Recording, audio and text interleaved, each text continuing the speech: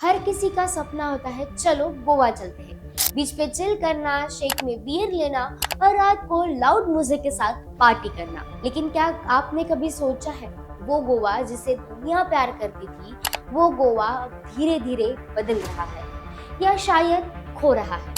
आज हम बात करेंगे उस गोवा की जिसने कभी फिरंगी टूरिस्ट ने अपना सेकेंड होम बना लिया था, पर आज वही लोग कह रहे हैं Goa is not the same anymore. तो आखिर गोवा के साथ ऐसा क्या हुआ? गोवा के आज दो पार्ट बन चुके हैं। एक गोवा जो देसी टूरिस्ट के लिए है और दूसरा गोवा जो फॉरेनर्स और एक्सपोर्ट के लिए था।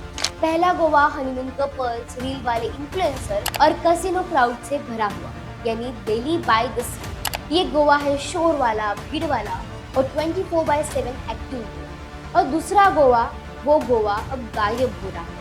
वो गोवा जो कभी रूस, इंग्लैंड, इजराइल और जर्मनी के लोगों का फेवरेट था। 1970s में जब हिपीज गोवा आए थे तो ये उनके लिए एक हेवन था।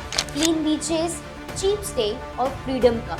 1980 तक बैबोलियम एयरपोर्ट पर हर सीजन 1000 से ज्यादा चार्टर फ्लाइट्स आती थी। यूके, जर्मनी, रशिया से लाखों टूरिस्ट गोवा आते थे। हर साल 9 लाख से ज्यादा फॉरेन विजिटर्स। लेकिन 2022 तक ये नंबर गिरकर सिर्फ 1.3 लाख रह गया और 2023 में दिसंबर के महीने में सिर्फ 83 चार्टर फ्लाइट्स।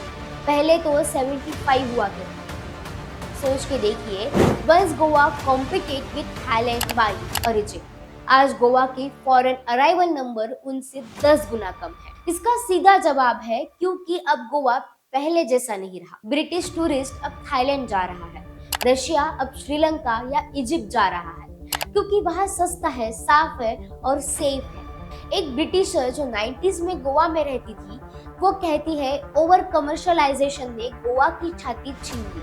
वो अब बाली में रहती है क्योंकि वहाँ गोवा जैसी फ्रीडम अब भी है।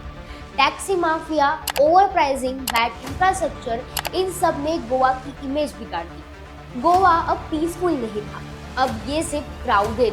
फर्क देखिए, 2024 में बाली में गए 5.2 मिलियन फॉरेन टूरिस्ट, टर्की में 4.6 मिलियन और गोवा में सिर्फ 4.68 लाख। सोचिए, कभी गोवा इन सब के बराबर खड़ा था। अब गवर्नमेंट कहती है हम वॉल्यूम नहीं वैल्यू पर फोकस करते हैं, कम लोग आए लेकिन ज्यादा खर्च करें। लेकिन रियलिटी ये है कि गोवा के लिए टूरिज्म सिर्फ कल्चर नहीं, इकोनॉमी भी है। और जब मास ही नहीं होगा तो मार्केट भी नहीं होगा।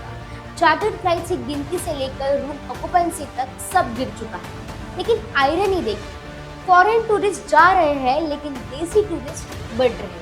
2015 में 52 लाख डोमेस्टिक टूरिस्ट आए थे गोवा।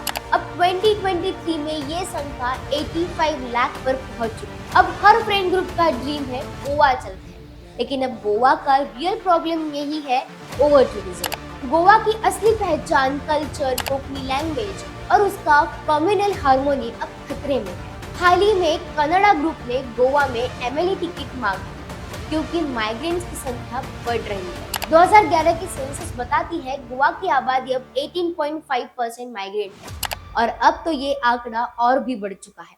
यानी अब गोवा सिर्फ गोवांस का नहीं रहा, गोवा अब बदल रहा है और डर यही है कि कहीं इसकी कल्चरल आइडेंटिटी ना मिट जाए।